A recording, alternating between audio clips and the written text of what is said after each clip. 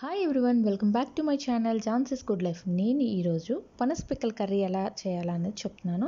పనస పండు అనేది అందరికీ తెలుసు కదా, ఇది సీజనల్ ఫ్రూట్. తింటే చాలా చాలా మంచిది, చాలా స్వీట్గా ఉంటుంది. ఇందులోనే బురద పనస, కజ్జా పనస, కొబ్బరి పనస అన్నట్టు చాలా వెరైటీస్ ఉంటాయి. అందులో ఇలాంటి పిక్కలు ఉంటాయి కదా, ఆ పిక్కలతో మనం కర్రీ అనేది చేసుకోవచ్చు. నేను ఈ పిక్కలు అనేవి నిన్న ఓపెన్ చేసి పెట్టాను, అందుకోసం ఇలా డ్రైగా కనిపిస్తున్నాయి. ఇప్పుడు ఇది మనం బాయిల్ చేసుకోవాలి. నార్మల్గా బాయిల్ చేసుకోవచ్చు, కుక్కర్లో కూడా మనం వేసుకోవచ్చు.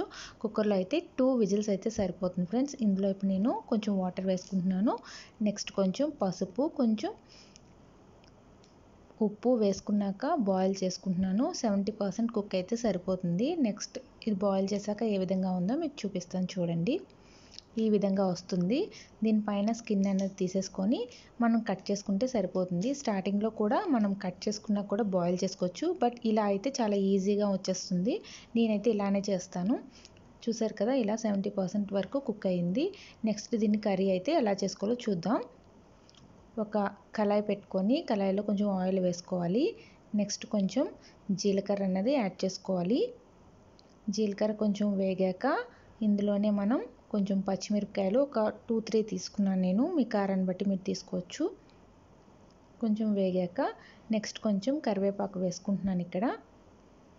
ఈ పోపు కొంచెం వేగాక మనం ఆనియన్ అనేది చిన్న పీసెస్లా కట్ చేసుకోవచ్చు, లేకపోతే మనం మిక్సీ అనేది చేసుకోవచ్చు. నేనైతే మిక్సీ చేసుకున్నాను ఫ్రెండ్స్. ఇది చికెన్ కర్రీ ఎలా చేసుకుంటామో ఆ విధంగా చేసుకుంటే సరిపోతుంది. నెక్స్ట్ ఇక నేను ఆనియన్ పేస్ట్ అనేది యాడ్ చేసుకుంటున్నాను. ఒక 2 ఆనియన్స్ అనేవి తీసుకున్నాను నేను. ఈ విధంగా ఫ్రై చేసుకోవాలి. చాలా బాగుంటుంది ఈ కర్రీ. చూస్తున్నారు కదా, కొంచెం వేగాక ఆనియన్ పచ్చివాసన పోయే వరకు వేపుకోవాలి. నేను ఫాస్ట్ ఫార్వర్డ్లో పెట్టాను ఫ్రెండ్స్, కొంచెం వేగడానికి టైం అయితే పడుతుంది. స్లోగా మనం ఫ్రై చేసుకోవాలి ఆనియన్ని. నెక్స్ట్ ఇక్కడ నేను కొంచెం పసుపు, కొంచెం ఉప్పు అనేది యాడ్ చేసుకున్నాను. ఆల్రెడీ స్టార్టింగ్లో నేను పిక్కల్లో వేసుకున్నాను కదా, సో కొంచెం అడ్జస్ట్ చేసుకొని లైట్గా వేసుకుంటే సరిపోతుంది. ఇలా బాగా ఫ్రై చేసుకోవాలి. నెక్స్ట్ ఇందులోని కొంచెం అల్లం వెల్లుల్లి పేస్ట్ 1 స్పూన్ అనేది యాడ్ చేసుకున్నాను.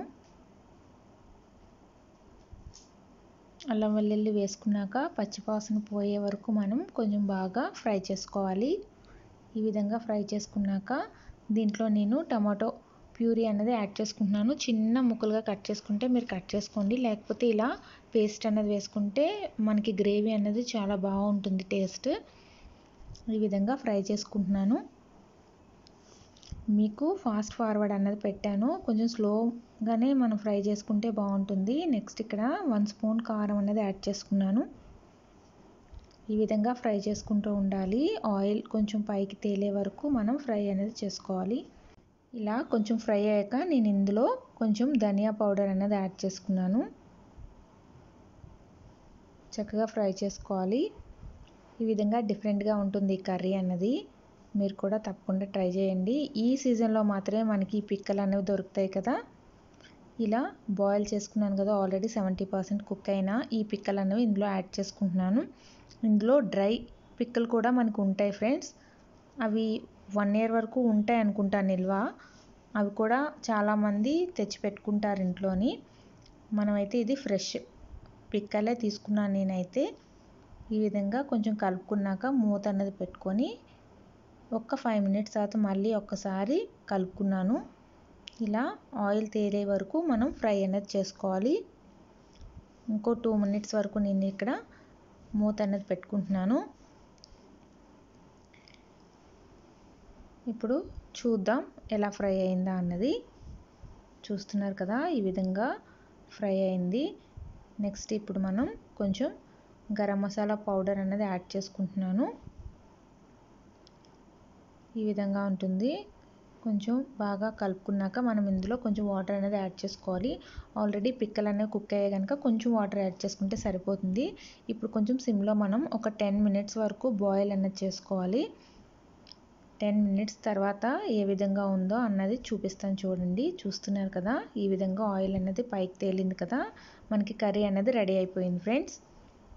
చాలా బాగుంటుంది ఈ కర్రీ అనేది, మీరు తప్పకుండా ట్రై చేయండి. ఈ విధంగా ఉంది. నేను ఇప్పుడు డిష్ అవుట్ చేస్తాను. చూస్తున్నారు కదా, ఇది మనకి రైస్లో కానీ చపాతీలో కానీ చాలా బాగుంటుంది. తప్పకుండా ట్రై చేసి మీకు ఎలా కుదిరిందా అనేది నాకు కామెంట్స్లో షేర్ చేయండి. ఈ వీడియో కనుక మీకు నచ్చినట్టయితే లైక్ చేయండి, షేర్ చేయండి, కామెంట్ చేయండి, సబ్స్క్రైబ్ చేయడం మర్చిపోవద్దు. నెక్స్ట్ వీడియోలో మళ్ళీ కలుసుకుందాం. Bye friends, thanks for watching.